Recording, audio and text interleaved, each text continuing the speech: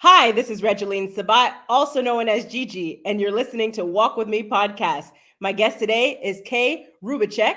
She's an author and an award-winning filmmaker. Welcome to the show, Kay.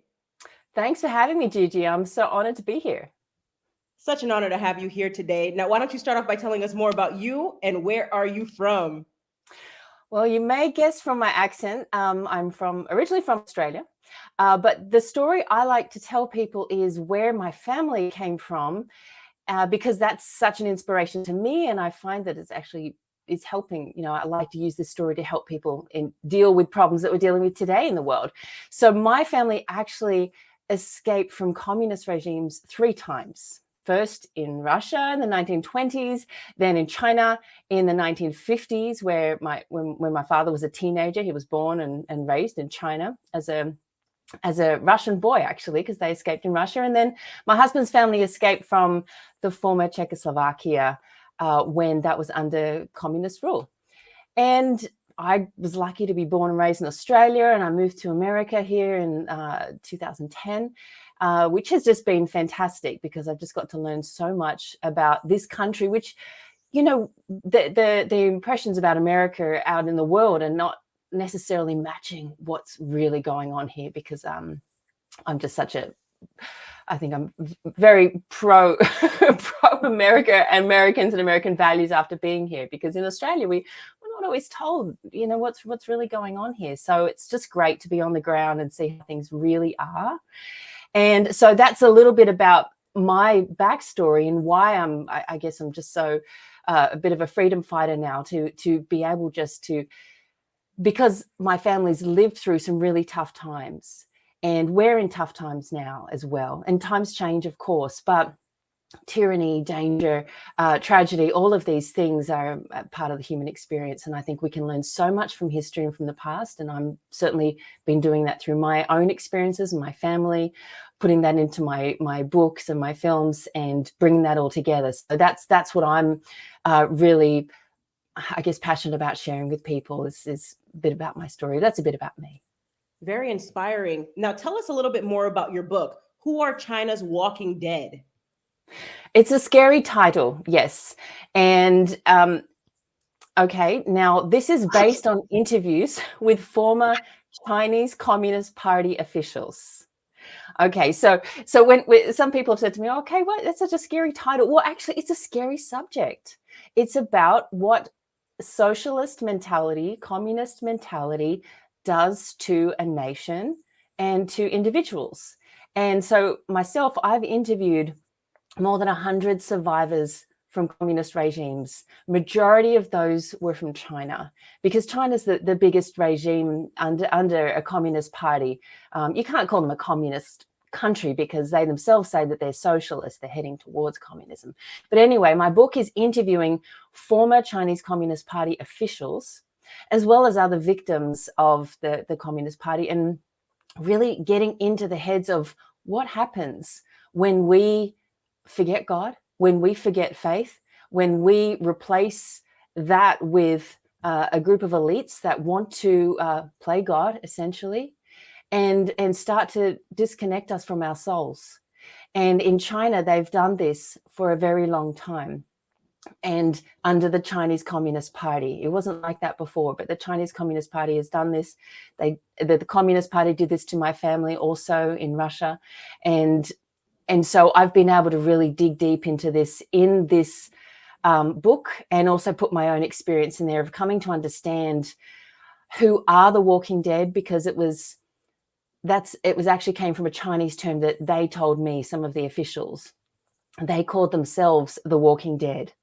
And that's when I said, whoa, I need to really dig into this. I need to understand it. This is one little term, but actually it has so much meaning, and so much so that I felt I had to have a book to go into the depth of that, because I feel that we're in danger, that if we don't learn from history, if we don't learn from what's going on in China right now, we're at risk of heading towards that, the Walking Dead. And I don't think any of us want to be that. So that's why I wrote this book. Very powerful. And now you were actually in a Chinese prison. Can you tell us a little bit more about your experience? Yes, I write about this in the book too. I've got a chapter in there on my experience, which kind of really kicked off why I've got this, why I've focused a lot on China. Not only because my father was born and raised in China and had to escape communism there. He didn't want to talk about his experience there. So he never told me about the dangers of communism or what was going on in China. He just said it was really, really bad time there. And so when I went to China myself and went face to face with the literally at least 100 Chinese police over a period of 23 hours, it was so eye-opening. So I went as a human rights activist. I went in 2001 because I had been practicing a meditation practice called a Falun Dafa, and that had become outlawed in China. And it was the most popular meditation qigong practice at the time in China. And so the government said there was 70 to 100 million people practicing in the country. And then they banned it, right? Because anything in China that is too big, too many people, and can't be controlled, it's like trying to ban yoga, right? If you try and ban yoga, how do you stop people from going to the park with a mat? You can't really do that. And that's what this was like. And so I'd done this meditation, it had been great for me. And then I heard that they banned it. And then I heard that they were torturing and killing people for it. And I'm like, this does not make sense. I need to understand this. And so I went to appeal on Tiananmen Square. I heard about an American that was going, and I said, okay, I'm going to go too. And I did. And so I went to China, and I actually held a banner on Tiananmen Square that had 3 words on it in Chinese: truth, compassion, and tolerance. Universal values, right? They're also the principles of the Falun Dafa meditation. But those are something that, to me, I've always grown up with. That's part of my faith. That's part of my life. And I was told, I was arrested for that. So I was arrested. I was the last one holding the banner that had the word compassion on it. And as the police surrounded me, I'm 6 foot tall. I'm pretty tall, right? And in China, the police, I'm very tall. Anyway, so these shorter policemen are all surrounding me, and they're coming closer and closer. And I was 21. I was young at the time, and I looked over the banner to see what I'm holding. I'm holding the word compassion. And then they come and beat me and pull the banner off me. They pull my hair. I get a few bruises, and they shove me in a van. And then they lock me in a prison cell in the basement of a Tiananmen Square police station. And I'm sitting there thinking, what just happened? How is this possible? And you know what they told me? They said, truth, compassion, tolerance is illegal in China. And then I started to understand a bit about what communism does. And they kicked me out of China within 23 hours because I was an Australian citizen. And if they kept me for longer than 23 hours, they would have had to inform the Australian embassy that I was arrested. So they got rid of me quickly. But I mean, they used all types of tactics, and I got to see it with my own eyes, how they use propaganda, how they use coercion. They were screaming and yelling, then they were trying to be very nice, and then they were humiliating. They did all these awful things, and I was just so shocked to see that. And I thought, wow, if I had different color skin, if I was Asian, I probably wouldn't have got out, even with an Australian passport. It was just unbelievable that they could treat fellow human beings like that. And it just opened my eyes to a whole nother world, because I'd grown up in a wonderful family and freedom to go to church every week, freedom to practice, meditate in a park whenever I wanted to, freedom to think and talk with my friends however I wanted to. And then in China, I say one word and I'm put into a prison, and one word, compassion. So it just put me off on a track where I really have studied China a lot. And I've been following it very closely, and I've gone back and looked at communism. I've looked at really how this destroys the soul of a nation, destroys the soul of an individual, and it essentially really is a very evil ideology that is trying to destroy our faith. And that's something that we really need to be aware of, because They don't use violence in every country. They use subversion and different tactics to try and undermine our freedoms. And so since I went face to face with that, I felt that, you know, once you have the knowledge of something, it's really hard to not do something about it, because it weighs on you. So that was my experience, and I felt that I really had to look into this more and do something about it. Now, at any point during your arrest, did you question whether you would come out of the prison alive? I was very naive when I went. People told me I was naive and ignorant, and they were absolutely right. But I really didn't think they would kill me. I didn't think they would kill me because I was an Australian citizen. They could have. They absolutely could have. They could have locked me up. If they had killed, it would have been a big uproar. They generally, under communist regimes, they've learned that public violence really is damaging for them. It's damaging for everyone else too, but it's very damaging for their reputation, and they care so much about their reputation. They are such an insecure regime. As big and powerful as they look, they are so insecure because they are constantly trying to defend their reputation and make them legitimate, because we know that they're not even pro humanity. And so I really didn't think that.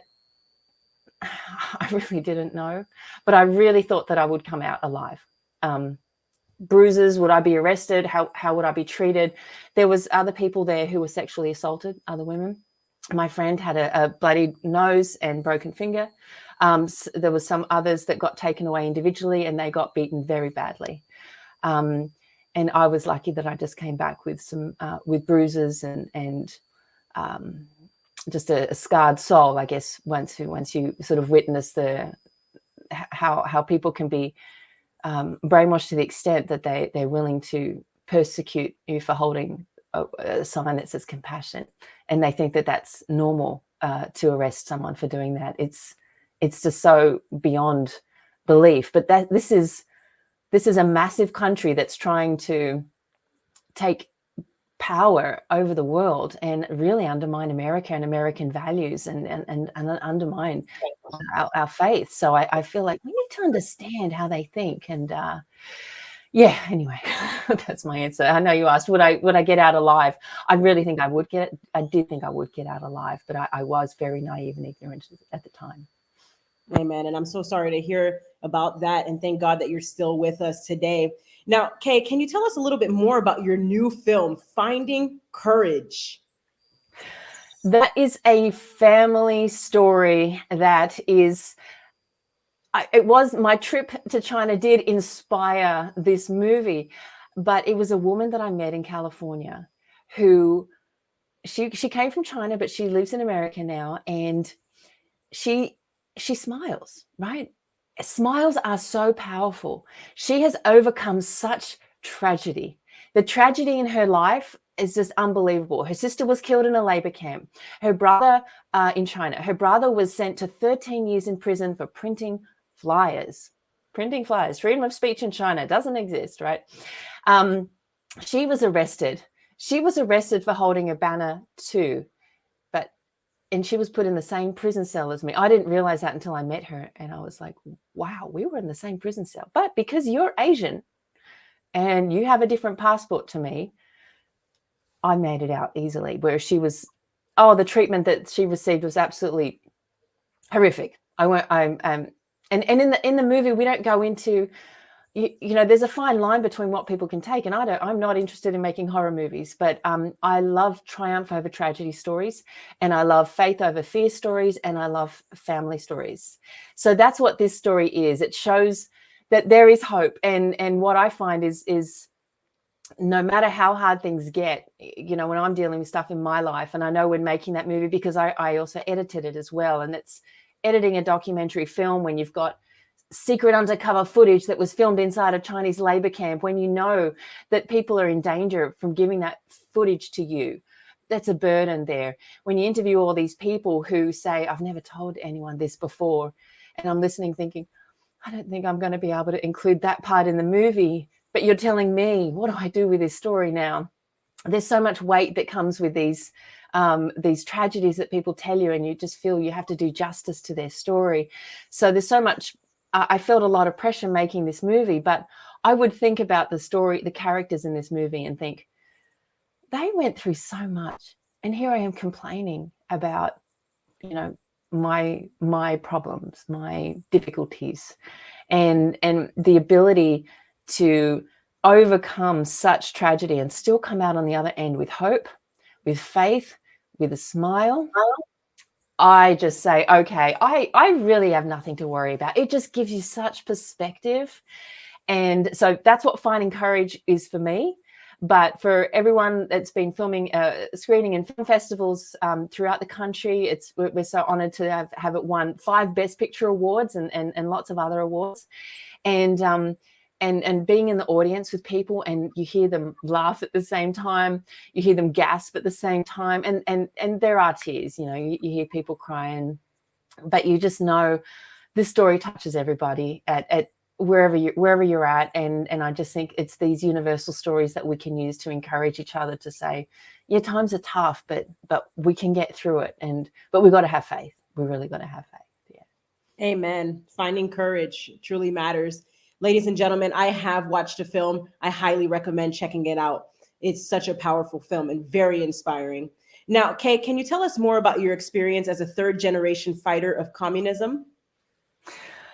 Yeah, it's communism is such a challenge these days, because if you say communism, we don't have a consensus on what is communism.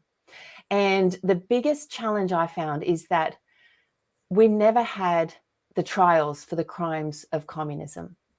And because of that, my family didn't talk about the crimes of communism that they experienced.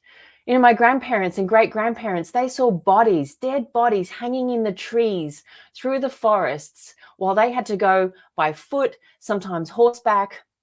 They spent 5 years to travel to safety from one side of Russia down through Mongolia and eventually down to China.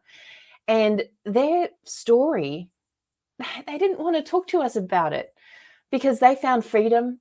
And I understand now that they didn't want to relive that tragedy. A lot of people, when they run away from tyranny, they find safety, and they want to forget about it because they need to adjust. If you keep bringing up that tragedy, you can't get on with your life. So I understand that, and I really respect my family for that. But what I've learned now is that we have nowhere left to run. You know, my family escaped communism, 3 countries, 3 generations. I want to make sure that my kids have freedom and that they have a place to go to, because in a global society now, we don't have countries to run to. Borders are being decimated. The values of individual countries are being wiped out for a globalist type of authoritarianism that's born from this communist ideology where man wants to play God. And that is the really fundamental thing. So this thing of communism, socialism, progressivism, leftism, all these types of ism words confuse the water, you know, really muddies the water and makes us think, well, I think this one's good, but that one's not bad. And this one's a little bit bad, but this one's really bad. We have to get back to basics, and we have to recognize that there are people that communism didn't just die. It didn't just say, oh, well, the Soviet Union fell and we're not needed anymore. We have to really fundamentally recognize, and this is what I've come to learn through my experience from China and really digging deep into this and into my family history, is one, remember our history, learn our history, respect it, respect your elders, because there is so much we can learn from other people. And so that's a fundamental thing for me, because I had received socialist education in Australian university, and I recognize that to that you have to have humility. You got to have humility to realize that you can actually learn from the past. And that is a key aspect to this. And so as a freedom fighter against communism today, communism has changed, but it never stopped. And we're absolutely naive to think that communism just disappeared. And because we've never had trials for the crimes of communism, it's different to, say, Nazism, where there's a general consensus in society. And I was taught in school the crimes of the Holocaust, and it's clearly etched in my mind what happened there. But no one taught me the crimes of communism. And communists have killed more. They're the biggest mass murderers in the world. There's no debate on that. And people will try to justify and say, well, they were trying to achieve this, they're trying to do that. It's really evil when you start to say some humans are worth killing. Some have to die. That's what communist ideology comes down to, where people are looking down on others. It's not all men are created equal under God. It's I'm smarter than you. And if you have to die, you have to be willing to accept that, and for the greater good. And eventually communism comes after those who support it. It always has. And throughout history, you can see that those who support it, those who get behind it, push it forward, once the next regime gets into power, it's those people that are wiped out because they're never going to have that power. So I feel really sad for people who are duped by this type of ideology. But I think that people of faith, we're the ones that really have to recognize that this is not just a political ideology. This is something that's really trying to undermine our futures. It's really trying to undermine humanity. And I think I just feel like I want my kids to know that to know what freedom is and to value it, because we take it for granted. And unless we understand that and look back to history, we're going to forget. And slowly these things will be wiped out, and we'll just suddenly find ourselves among the walking dead like China did. And I really don't want that to happen. So I feel that we must recognize what we have. And America is the beacon of hope for the world. No matter what people say, no matter what detractors there are, a lot of that detraction has been planted by communist ideology intentionally to undermine our faith and freedom. Break apart the family, right? If communists can break apart the family, they can brainwash us, they can do anything. Family is the biggest protection we have, and strength to protect us from communist infiltration. If I may, Gigi, there's one, I'm going to put this out in my next book, but I was reading about brainwashing experiments which were done by scientists throughout history, and but the communists have really done them in a very detailed way, very systematically. And what they found, one scientist in particular from Germany that I studied, he found that it's pretty easy to brainwash people when you're doing it scientifically, but the ones that are hardest to brainwash are those that have the strongest family ties, strongest family connections.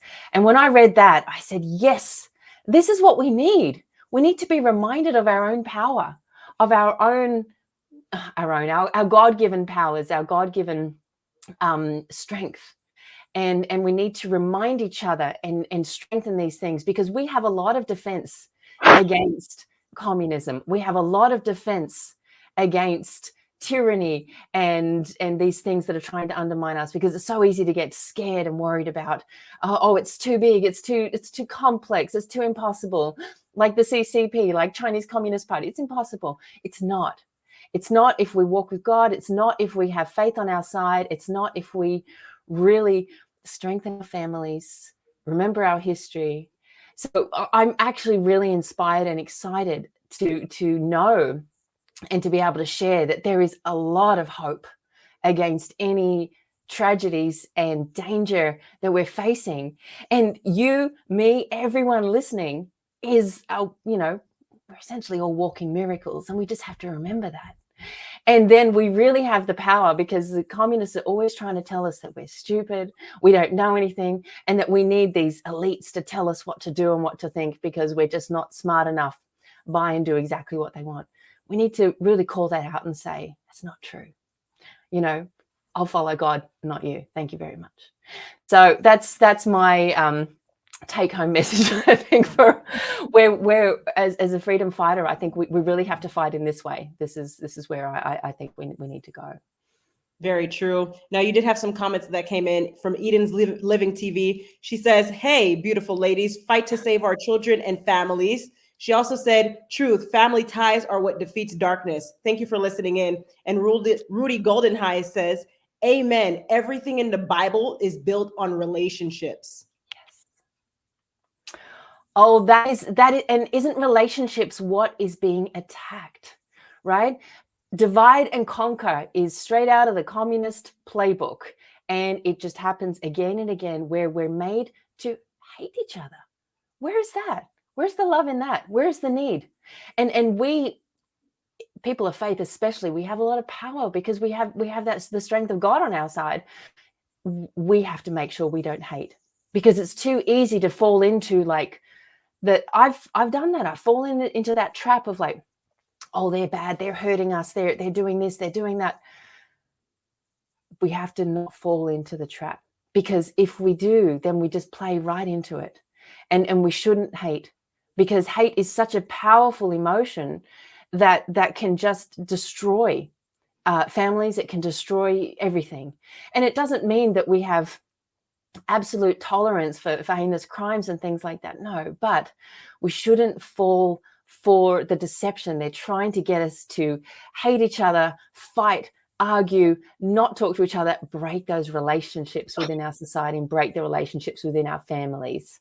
And so I totally agree. Yeah, we have to strengthen those relationships. That is a huge power that we have, and that's God's taught us that. We need to be able to follow that.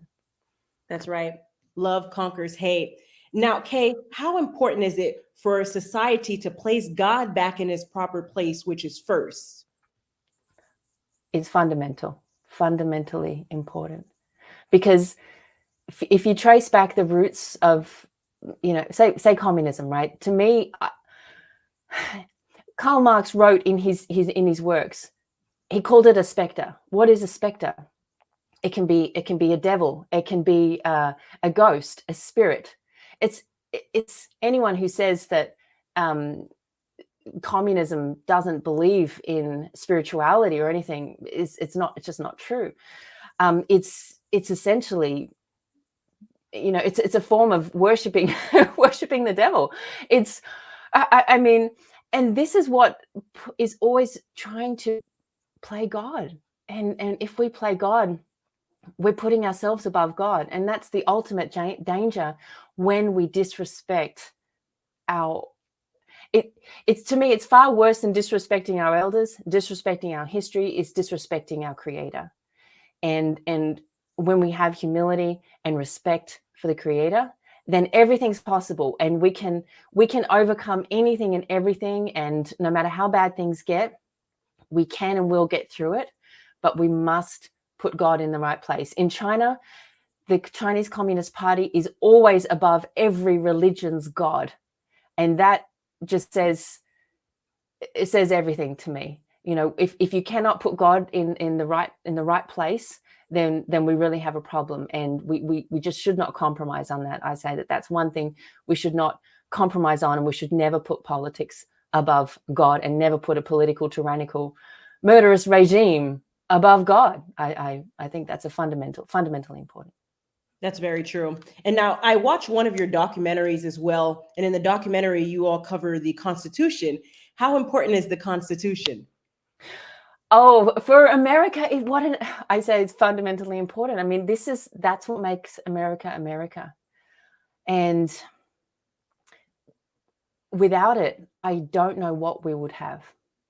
We would just be sinking into tyranny. So the Constitution, I did the documentary you watched was probably the one that said, how to read the Constitution. And that was, I think we all need a lesson on how to read the Constitution, because we are being taken away from that. And learning more about the founding fathers, I wasn't taught that in Australia about American history. I learned that here through my own studies and through talking to wonderful Americans who have opened my eyes to who the founding fathers are. And just to see the faith that they had and how they came together and were able to put that Constitution together. I mean, the struggles that we have, just to get a single bill passed or something debated in the government these days is such a challenge. Imagine what challenge they had putting together an entire constitution for a new nation that no longer had a monarchy and was putting God first, the creator first, divine providence first, but saying that we're going to do our best to be good people and respect each other's rights and respect those rights. I just think they worked a miracle. But they themselves said, you can see in George Washington's writings and some of the other founding fathers, that they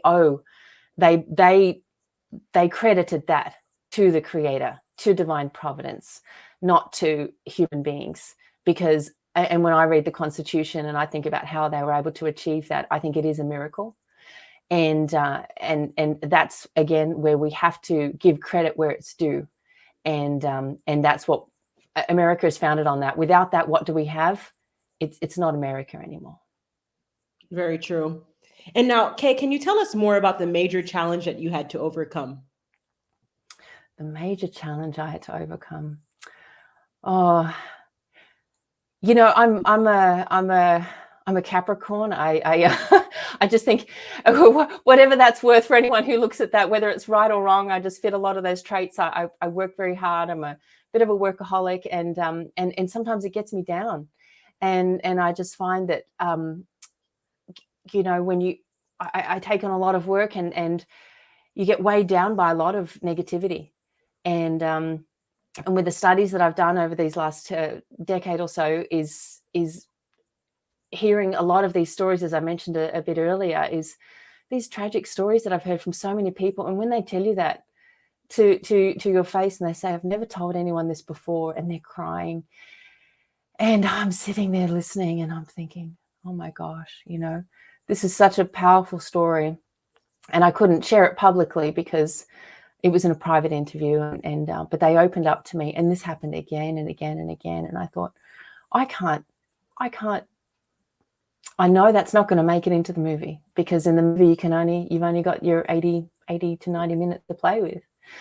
So, you know, I think the biggest thing a real simple thing I had to do was I had to smile, right? You know, we have these amazing bodies that we've been given by God, and they're just miraculous. So I'd get down, I'd feel really down, and I would force myself to smile. And I'm like, I don't want to do it. Smile. I don't want to do it. Smile. You have to make yourself do it. That's really, no matter how bad things get. And this is a miracle of the human body. When you do that, now there's a lot of neurons and science, and scientists have done amazing studies on that. I want to make a documentary about this one day. It's on my to-do list.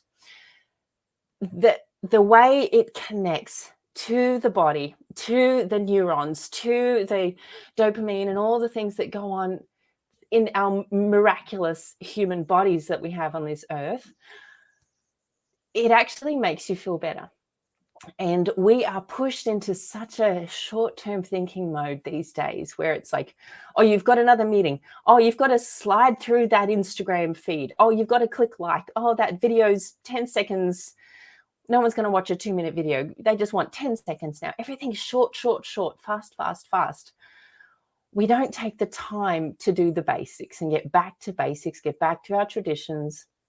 And I found that this is the simplest thing, which is actually sometimes really hard for me to do, is just be like, I'm down. It's hard. Smile. And I have to force myself, but damn it, it works. And it reminds me of the miracle of life. It just reminds me of the miracle of life, and the positivity that yes, negativity. There we go. So I see that comment coming in there. Yes. That positive thought, when you have that positive thought, oh my gosh, it's so powerful. And we've been trained by communist ideology to make us think that our thoughts don't mean anything, and that our it just doesn't matter what we think or say or what we put into our minds and our bodies, but it really does matter. And when we can put that out of ourselves, then that smile can be contagious to others. But I found that for myself, I had to find a way to deal with negativity. And sometimes in my head, I just couldn't get out of it. But my body, this miraculous human body we have, would help me change that and get out of it just by making myself smile. And what a miracle is that? The little things, you know, that's what we've got to remember, I think. I do. Anyway. I love it. Very powerful. Ladies and gentlemen, if you're listening to this message, make sure to remember to smile no matter what challenge you have gone through, or if you're facing a difficult time right now or challenge today, remember to smile. Thank you, Kay, for sharing that with us. Now, Kay, what gives you the most joy? Probably my kids. You know, when I was a mother, when I became a mother, I had no idea what to do. And it was really tough. It was really tough trying to figure out how to be a mom. My mother died when my son, just literally a few months after my son was born. And it was really tough. And, you know, it's just, how do you get through that? And now my son's just turned 19 and my daughter's 15, and I'm just so proud of them, you know, and I think times are tough. Oh my gosh, you give me joy, you know. I'm thinking, here we go, I've got some tears of joy here because I'm so proud of my kids and so proud of, you know, being able to have a family. And I think that's what we're all fighting for, because that's really what everything comes down to, is those relationships. And I think, well, I've got them through to this point where they are able to discern media and not be obsessed with video games. And it's been really hard, but when I see them now, I just have so much joy. And just to, you know, when we spend time together now, it's different to when they were little, which I loved as well. But I was such a, like, I don't know what I'm doing, but you work it out and you get to the end of the journey, and it's another stage of the journey. And you can say, well, okay. And it proved a theory. It's like, yes, families really do matter.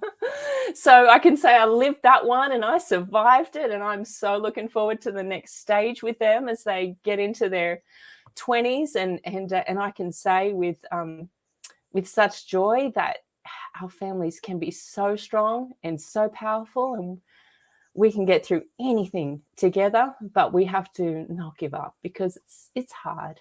So yeah, but it's really worthwhile. Amen. Beautiful things happen when you let go and let God, correct? Yeah. Awesome. Now, Kay, what is your best advice to the audience for walking with purpose and living a life of happiness? Well, I gave you my tip on smiling, and I gave you my tip on family. And I think having gratitude is the main thing. Other than those things, that I feel that to walk with faith is, when you have gratitude, then you remember to have humility, and you remember where things came from. You have respect for your parents. You have respect for your ancestors. You have respect for your culture. You have respect for your heritage. You have respect for your country. You have respect for your God. And then, you know, if you respect God, then you just remember where you're coming from. Ultimately, the ultimate roots of where we come from. And I think it's hard to do that, right, all the time. But I think in these times, it's especially more important, more than ever. People are finding, as you know, it's so hard to find faith these days because we are so distracted by short-term thinking, short-term shiny things all around us with technology and wonderful tools that help us save time, but actually take us away from thinking long-term. And I'm not saying technology is bad. I'm just saying that we still got to get back to basics. And I think basic gratitude is a fundamental thing, because if you can remember, you know, and I do this myself, if I can remember to be grateful for what I have and the little things, to be grateful to be able to smile. You know, I had a friend who had a stroke. He couldn't smile for a while. I should be grateful I can smile, right? It's these little things that do matter. Things that seem so small, insignificant, they actually really have a lot of power in our faith and freedom and in our families. So gratitude, that's my take home. Amen. Gratitude and walk with faith. Now, Kay, any last words for the audience today? Um, I'm so, I just really enjoyed this conversation. And let's say, Gigi and I didn't color coordinate today, but we just happened to be coordinated. And when I came on the call, I was like, yes, I was thinking, do I wear this shirt or should I switch the shirt? I'm like, I really I feel like wearing pink today. And I'm even going to match my lips to that. And then I get on the call and there's Gigi. And I just thought that was a sign that, I just went ahead with it. You just take each step. Don't think too much. And I could have thought, well, this shirt, that shirt. And I said, no, just walk, right? Just walk with faith. Just keep walking. I guess that's my final words, but thinking about, what we did today, Gigi, was just so much fun. We get on that call and we're both like, wow, we're thinking the same today. And I was just so inspired to see you and hear you. And then I thought, well, it's just that keep taking those steps. We've got to walk with faith, but we have to keep on walking. That's the key thing. Main thing is don't stop, however slow you're going. Don't stop. Just keep taking each step at a time. I think that's the fundamental thing. Amen. Walk with faith. And yes, that was definitely not planned for us to match today, but it happened, right? It was planned by God. But leave it with that. Yes, ma'am. Now, Kay, where can the audience find you? My website is the best place where you can see all my work there. That's my name, kayrubicheck.com. But also follow me on Facebook, Instagram. I'm there a lot. I'm also on LinkedIn and Twitter. So just use my name. You'll find me there. But my website has everything you can see the docs and the documentaries I've made and my latest book. I'll have a new book coming out. So you can add your email to my email list so that you get notified when my new book comes out. And that will be on how to defend yourself from tyranny. And so I'll be writing about, I'm writing about some of the tips that I talked about today. So there'll be more tips in that book of what we can do, the power that we each have when we walk with faith. So please follow me on Facebook and go to my website, kayrubicheck.com. Amen. I love it. Ladies and gentlemen, make sure to check out Kay on all of her social media platforms and also her website. And that's kayrubicheck.com and also Facebook as well. Make sure to check her out. And thank you again, Kay. God bless you and be safe. Thank you so much, Gigi. You too. Bye-bye.